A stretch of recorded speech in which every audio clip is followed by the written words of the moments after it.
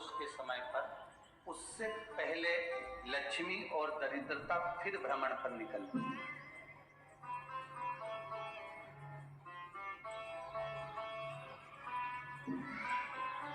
शिव भ्रमण कर कर जब वापिस आ जाते हैं, हिंदू धर्म में पीपल के वृक्ष की जो गणना बराह पुराण में करी गई है, 4 बजे से 7 बजे तक शिव के भ्रमण का समय बताया है शाम को। तो 7 बजे से लेकर फिर रात्रि 9 बजे तक लक्ष्मी और दरिद्रता फिर भ्रमण पर जाती है।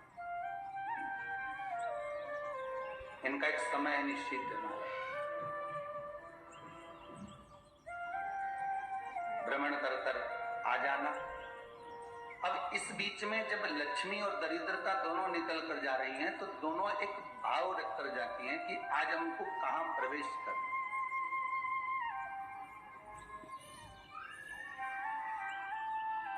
आज हमें किस जगह पर प्रवेश करना है, आज हमें कहां पहुंचना है, आज हमें किस जगह जाना है। और जिस नगर में जिस मार्ग से लक्ष्मी और दरिद्रता निकल कर जाती है, ये दोनों का जब निकलना होता है, इनको स्थान दिया गया जहां पर स्वच्छता हो, घर के दरवाजे पर रंगोली डली हुई हो, द्वार पर जल छीटा गया हो। महाराज, उस द्वार पर लक्ष्मी प्रवेश करती है तो दरिद्रता भी जाने लगती है अंदर। जब दरिद्रता अंदर जाने लगती है तो लक्ष्मी उसको रोक देती है, पहले मैं देखकर आती हूं कि तेरे लिए स्थान है कि नहीं, तू यहां रुक।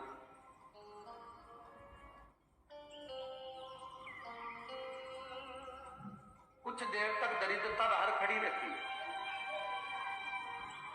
और लक्ष्मी जी की बड़ी बहन जब दरिद्रता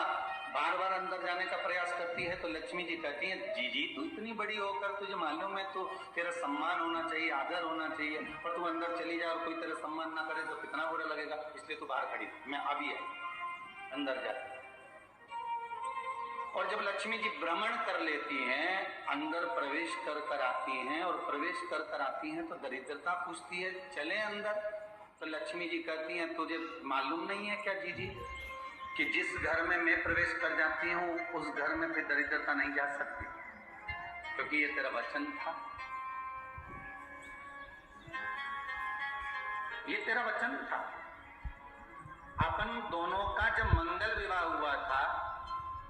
मेरा विवाह जब नारायण के साथ में हुआ और तुम्हारा विवाह जब दूसरा मुनि के साथ हुआ, दरिद्रता का विवाह दूसरा मुनि के साथ,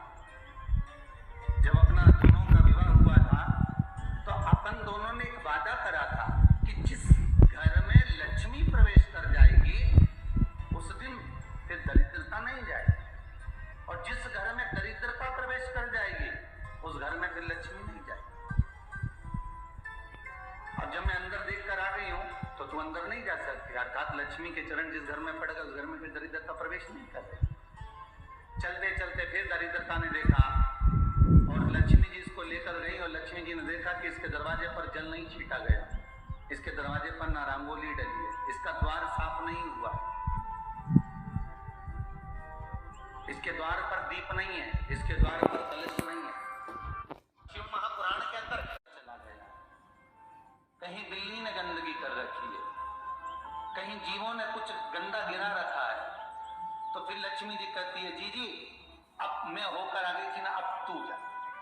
तू होकर, और दरिद्रता प्रवेश करती है।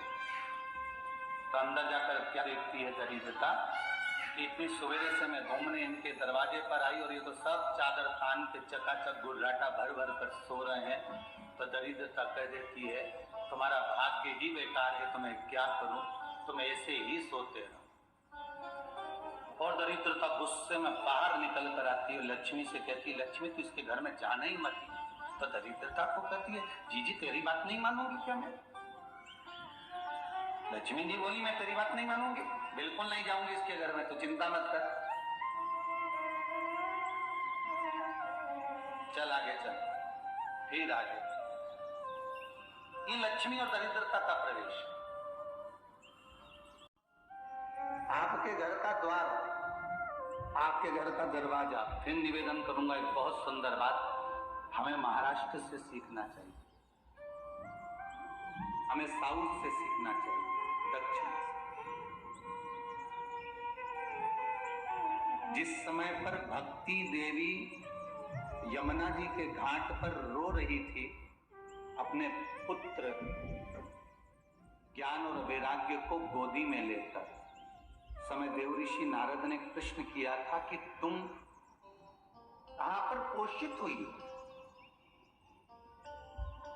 तुम्हें ऊर्जा कहां से प्राप्त हो? तो कहा मैं गुजरात से तो चली हूं, और वहां से चलती चलती भक्ति देवी कहती है मैं बहुत दुखी होकर, बूढ़ी होकर, द्रवित होकर, बड़ी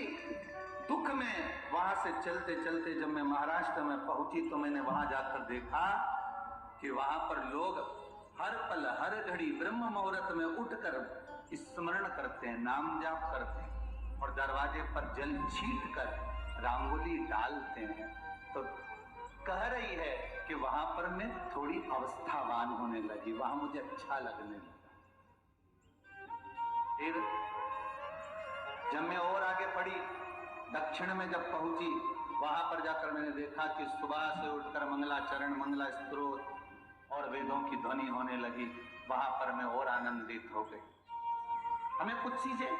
महाराष्ट्र से सीखना चाहिए कि वहां रहने वाले जो भगत हैं, वारकरी संप्रदाय के जो भक्त होते हैं,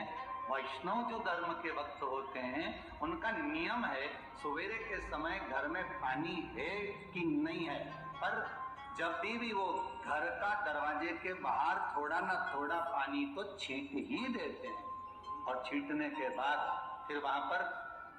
अपने यहाँ तो दिवाली पे रंगोली बनती है जी, और वहां पर रोज की रंगोली बन जाती है कि कभी हो सकता है परमात्मा राह भूल कर हमारे घर में प्रवेश कर जाए, इसलिए वहां प्रतिदिन की रंगोली, प्रतिदिन